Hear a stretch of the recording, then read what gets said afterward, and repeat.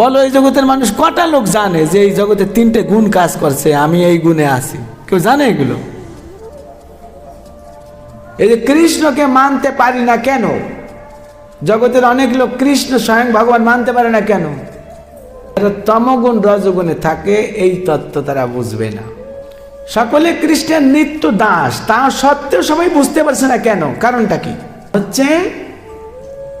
সে তমগুণে নাহলে রজগুণে আছে।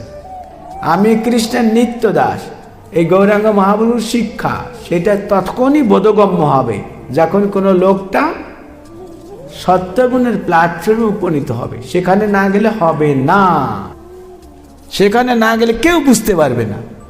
জড়জগতে যত জ্ঞান পাণ্ডিত্য হোক, এটা বুঝতে পারবে। সেই জন্য বলছেন তমগুণ যাবে, সত্যগুণ পাবে, তখনই হইবে কৃষ্ণের দাস, হইবে কৃষ্ণের দাস।